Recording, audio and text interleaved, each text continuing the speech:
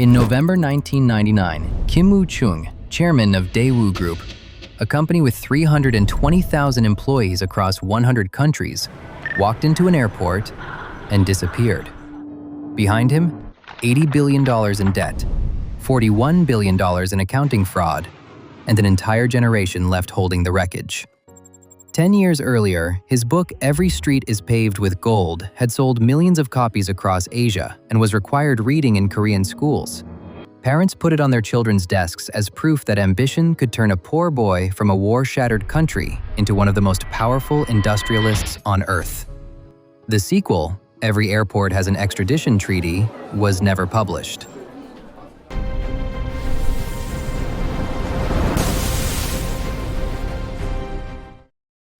Kim was born in 1936 in Daegu during the Japanese occupation. His father was a school teacher. The Korean War devastated the family. As a boy, Kim sold newspapers on the street. In 1967, at 31, he founded Daewoo Industrial with 5 employees and $10,000. The name translates to Great Universe. He had ambition to match it.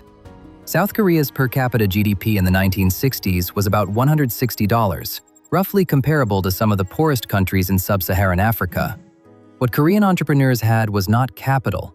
What they had was a government under Park Chung-hee aggressively pushing export-led growth through the chaebol system. Chaebols, large family-controlled conglomerates, got preferential credit, contracts, and regulatory protection in exchange for hitting export targets. It was not really a free market. It was a command economy wearing capitalism's clothes. The government picked winners, funneled cheap capital through state-controlled banks, and pushed them into international competition. Samsung, Hyundai, LG, and Daewoo were the vehicles. Kim understood the arrangement perfectly. When the government wanted textiles, Daewoo produced garments. When it wanted automobiles, Daewoo built them. When shipbuilding capacity was needed, Daewoo built one of the largest yards in the world at Okpo on Goje Island. He did not just sell products. He sold them to governments in developing countries that lacked the capacity to build for themselves. Roads for market access, highways for oil contracts. At a certain point, Kim was not just running a company. He was running something that looked suspiciously like foreign policy with an order book. Daewoo's debt-to-equity ratio eventually reached 5-to-1. In Western finance, that is the kind of number that leads to a restructuring. In 1980s Korea, it was a business model. The government implicitly guaranteed the debt, which meant the chaebols operated with the risk tolerance of someone spending somebody else's money. Because they were. By the early 1990s, Daewoo had grown into more than 40 subsidiaries, cars in Eastern Europe, ships moving global cargo, construction on every continent, property across 5 countries. Kim's reputation rested on a single story. He worked harder than anyone alive, 4 hours of sleep, 300 days of travel a year, factory floors in countries where most CEOs would not send mid-level managers. The mythology got so strong that Kim and Daewoo became almost interchangeable. His work ethic became the company's brand. A man with no business degree built an ecosystem business schools would later want to study in detail. They just wouldn't want to study the ending. What the book did not mention was that the empire was also built on systematic lies about the numbers. And maybe those lies could have gone on longer if the crisis had not arrived. But when the crisis did arrive, it revealed something about ordinary Koreans that makes what happened next genuinely infuriating.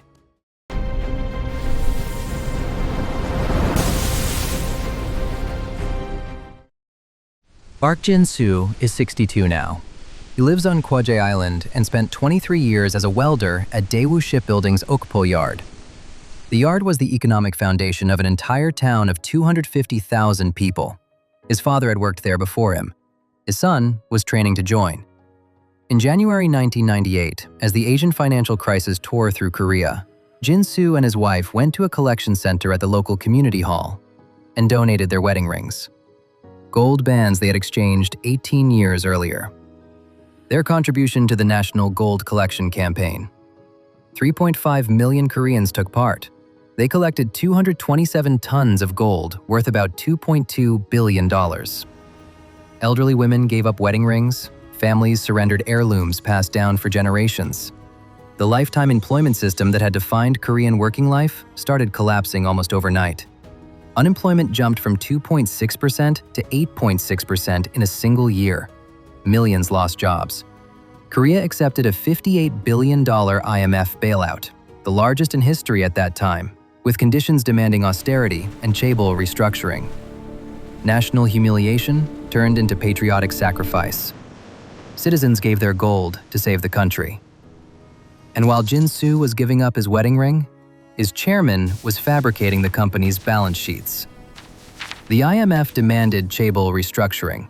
Hyundai restructured, Samsung restructured, LG restructured. They sold subsidiaries, cut debt, and pulled back toward core businesses. Painful, but survivable. Kim Woo-choong refused. While every other chairman was cutting costs and selling assets, Kim was still expanding. More acquisitions, more markets, more debt. His logic seems to have been simple. If Daewoo got large enough, fast enough, the government would not be able to let it fail. It was the corporate equivalent of ordering more food at a restaurant you already cannot afford, on the theory that they won't throw you out while you're still eating. He was wrong.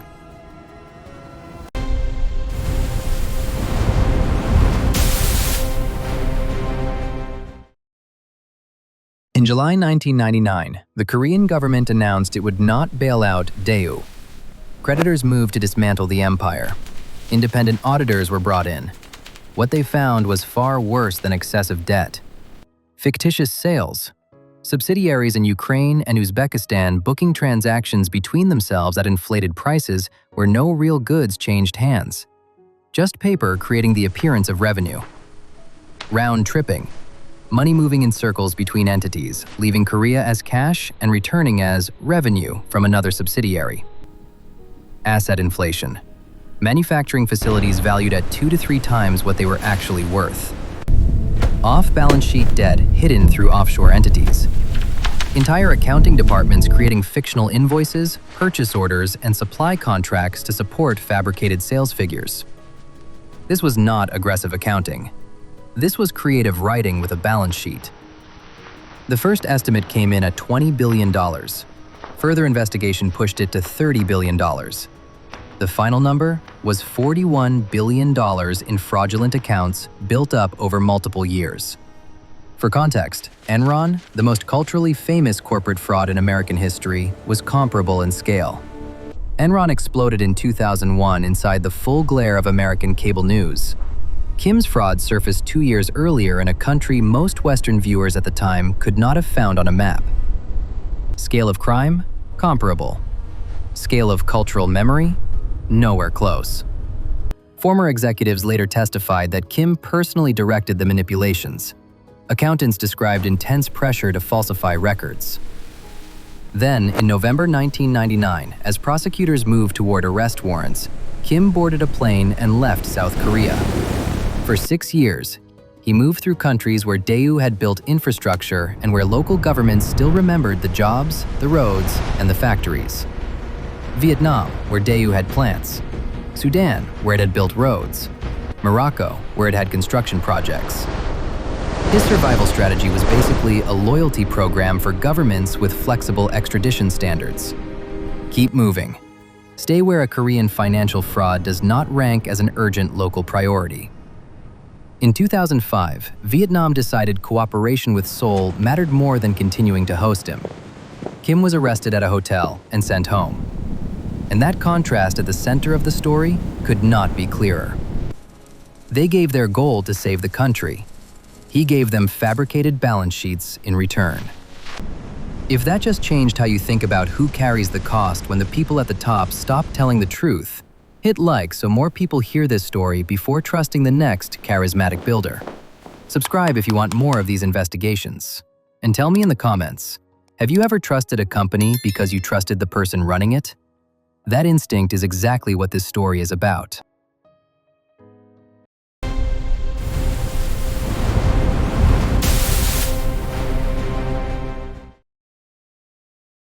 Kim moved between hotel rooms. 320,000 people lived through the demolition of everything he had built. Daewoo Motor was sold to General Motors for $1.2 billion against a book valuation above $6 billion. 20,000 workers lost their jobs. Daewoo Engineering was sold, resold, and sold again, with instability lasting for years. 15,000 layoffs. Daewoo Electronics was broken into pieces. 10,000 more jobs gone. Daewoo Shipbuilding, the crown jewel, was considered too strategically important to liquidate outright, so it kept operating with government support. It staggered through repeated crises in the 2000s and 2010s, always too big to kill and never healthy enough to thrive, until Hanwha Group finally acquired it in 2023 after 25 years of instability. Creditors recovered about 30 to 40 cents on the dollar. Bondholders were effectively wiped out. An estimated 100,000 jobs disappeared in the first 2 years, with another 50,000 lost through supplier bankruptcies.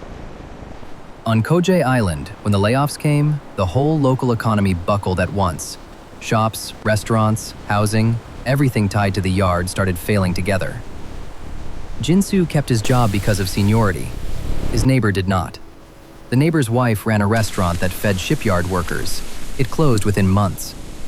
Their son, who had been training at the yard, lost his place before he even finished his first year. The people losing those jobs were the same citizens who had donated wedding rings during the gold campaign. They had sacrificed personally for Korea's stability, while their chairman was falsifying the finances underneath them. If you wanted to design a betrayal that would generate maximum fury, it would look very close to this one. As receivership progressed, prosecutors found that Kim and his associates had tried to move an estimated $500 to $700 million in assets offshore through structures designed to frustrate creditors. The courts described it as deliberate and systematic. Money that should have gone toward recovering value for bondholders and workers was being hidden while the people it belonged to were losing homes and livelihoods. And the system that made Kim possible involved every actor in the chain. State banks channeled cheap credit without real due diligence because politicians told them to, and their mandate was growth, not prudence. When loans went bad, banks were bailed out with taxpayer money. Auditors signed off on statements they should have questioned because losing a chaebol account could destroy their firms. Politicians got contributions and the prestige of presiding over growth. Foreign investors bought Korean bonds and enjoyed returns from the same leveraged model that was quietly loading systemic risk into the country. Then they pulled capital when it blew up and came back later at distressed prices. Kim did not build the machine. He just ran it harder, longer, and more dishonestly than anyone else. The system convicted him for exceeding its norms. Then it pardoned him because seriously examining those norms would have implicated far too many people.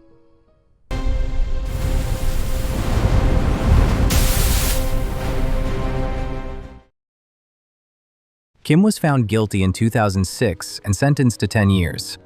In December 2007, after serving less than 2 years, he received a special presidential pardon. The justification was that his business expertise was needed for the national economy.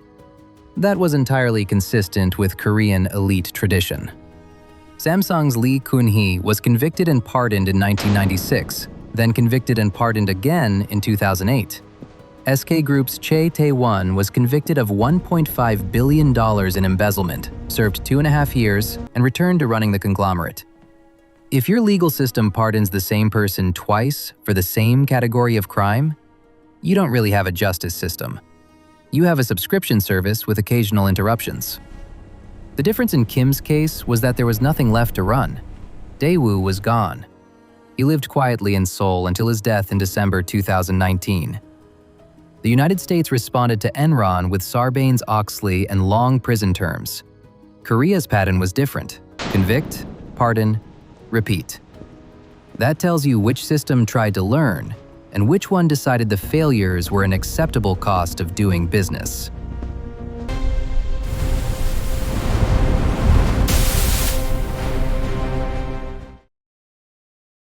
If you hold emerging market ETFs like VWO, EEM, or Korea-specific exposure like EWY, then you hold companies inside the same broad chaebol governance structure that made Kim's $41 billion fraud possible. The regulations improved after Daewoo. The disclosures improved. But the deeper culture of concentrated family control, opaque related party transactions, and government chaebol interdependence did not disappear. It learned to keep tidier paperwork. Check the governance disclosures in your largest holdings. Related party transaction volume, family ownership concentration, auditor rotation patterns. These are all warning signs at Daewoo before the fraud was fully exposed, and they are publicly available for listed Korean companies today. More broadly, Kim's story is a masterclass in one of the most underpriced risks in investing: the possibility that financial statements do not reflect financial reality, especially in markets where enforcement is weaker, auditor independence is compromised, and control is concentrated in one family or one dominant network. If you own emerging market exposure of any kind, that risk is already in your portfolio.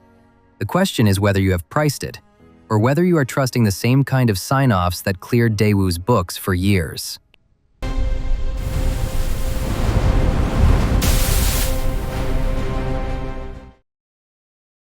There is still a shipyard on Gohoje Island, building some of the largest vessels on Earth. It just operates under the name Hanwha now. The Daewoo signs came down years ago. There are highways in Africa and factories in Central Asia because Kim decided they should exist. A generation of Korean engineers learned their trade inside Daewoo operations. The productive capacity was real. The global footprint was real. The $41 billion in fabricated accounts was real too. Jin-soo retired 3 years ago. His wedding ring is long gone, donated to a collection center in 1998 to help save an economy his chairman was simultaneously defrauding. Last year, he told the story to his grandson. The grandson asked whether the chairman went to prison. Jin-soo said yes. The grandson asked for how long. Jin-soo said less than 2 years. Then the grandson said nothing. Jin-soo said the silence was worse than any question. Every street is paved with something. It just wasn't gold. It was leverage. And leverage, unlike gold, has to be paid back.